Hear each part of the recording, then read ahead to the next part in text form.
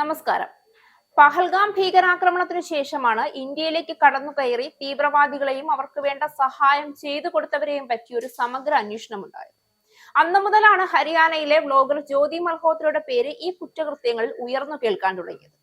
എന്നാൽ ജ്യോതി കേരളത്തിലും വന്നിരുന്നു എന്നുള്ള ഞെട്ടിക്കുന്ന വെളിപ്പെടുത്തലുകൾക്ക് പിന്നാലെ ആ വരവിന് ചുക്കാൻ പിടിച്ചത് കേരളത്തിന്റെ സ്വന്തം മരുമകൻ റിയാസ് ആണെന്ന വാർത്തകളാണ് പുറത്തുവരുന്നത്. പാകിസ്ഥാന് വേണ്ടി ചാരവൃത്തി നടത്തിയെന്ന പരാതിയിൽ അറസ്റ്റിലായ ഹരിയാനയിലെ ബ്ലോഗർ ജ്യോതി മൽഹോത്ര കേരളത്തിലെത്തിയത് സംസ്ഥാന സർക്കാരിന്റെ ക്ഷണപ്രകാരം തന്നെയാണ്.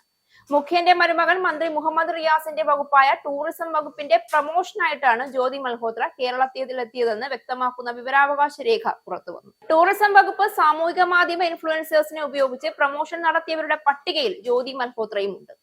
കണ്ണൂർ, കോഴിക്കോട്, കൊച്ചി, ആലപ്പുഴ, മൂന്നാർ എന്നിവിടങ്ങളിലായാണ് ജ്യോതി മൽഹോത്ര ടൂറിസം വകുപ്പിന്റെ ചെലവിൽ യാത്ര ചെയ്തതെന്നാണ് വ്യക്തമാക്കുന്നത്. 2024 ജനുവരി മുതൽ 2025 മെയ് വരെ ടൂറിസം വകുപ്പിനായി പ്രമോഷൻ നടത്തിയ ബ്ലോഗർമാരുടെ പട്ടികയാണ് പുറത്തുവന്നത്.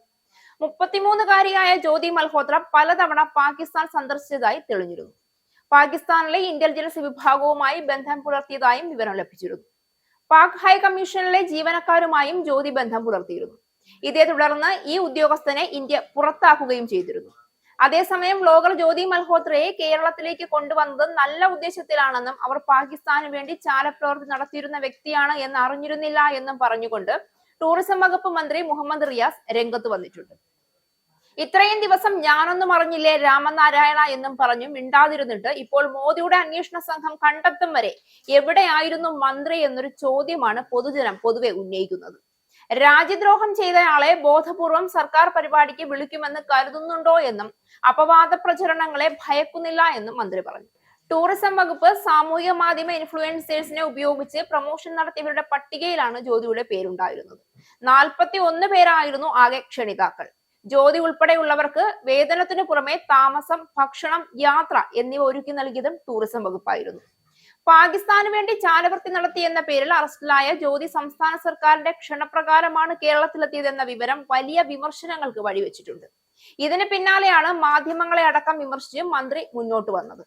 ചാരപ്രവൃത്തിയിൽ ഏർപ്പെട്ട ഒരാളെ വിളിച്ചു വരുത്തി അവർക്ക് വേണ്ട സൗകര്യങ്ങൾ ചെയ്തു കൊടുക്കുന്ന സർക്കാരോ മന്ത്രിമാരോ അല്ല കേരളത്തിലുള്ളത്. അത്തരം പശ്ചാത്തലമുള്ള ഒരാളെ സർക്കാർ മനഃപൂർവ്വം ഇങ്ങോട്ട് കൊണ്ടുവരും എന്ന് തോന്നുന്നുണ്ടോ?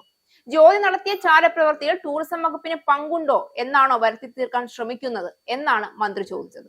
ടൂറിസം വകുപ്പിന്റെ പ്രമോഷൻ പരിപാടികൾക്കും മറ്റുമായി കാലാകാലങ്ങളായി തുടർന്നു വരുന്ന രീതിയിൽ തന്നെയാണ് ജ്യോതി ഉൾപ്പെടെയുള്ള ഇൻഫ്ലുവൻസർമാരെയും വിളിച്ചതെന്നും അതിൽ സർക്കാരിനോ വകുപ്പ് മന്ത്രിക്കോ പ്രത്യേകിച്ച് പങ്കില്ല എന്നും മന്ത്രി പറഞ്ഞു.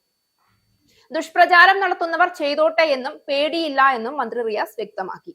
പേടിയില്ല എങ്കിലും ജ്യോതിയെ ചാരവൃത്തിക്ക് അറസ്റ്റ് ചെയ്തപ്പോൾ പോലും കേരളത്തിലേക്ക് ക്ഷണിച്ചു വരുത്തിയവരിൽ ഈ മുഖമുണ്ടായിരുന്നു എന്നത് മറന്നത് വല്ലാത്തൊരു മറവിയായി പോയി എന്ന് പറയാതെ വയ്യ. അതിനിടയിൽ ചാരക്കേസിൽ അറസ്റ്റിലായ ജ്യോതി മൽഹോത്ര കണ്ണൂരിലെത്തിയത് കേരള ടൂറിസത്തിന്റെ സ്പോൺസർഷിപ്പിലൂടെയാണ് എന്ന് ഒരു മാസം മുൻപ് പറഞ്ഞത് ഉയർത്തിക്കാണിച്ച് BJP മുൻ സംസ്ഥാന അധ്യക്ഷൻ കെ സുരേന്ദ്രൻ രംഗത്ത് വന്നിട്ടുണ്ട്.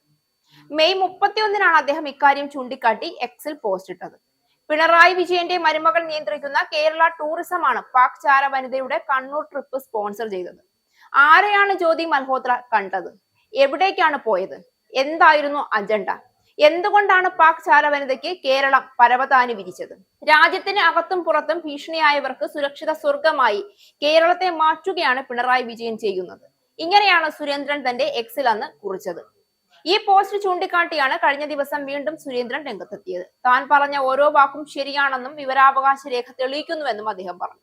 കേരളത്തിന്റെ സുരക്ഷ പിണറായി വിജയന്റെ കുടുംബകാര്യമല്ല എന്നും പുതിയ പോസ്റ്റിൽ അദ്ദേഹം വ്യക്തമാക്കി.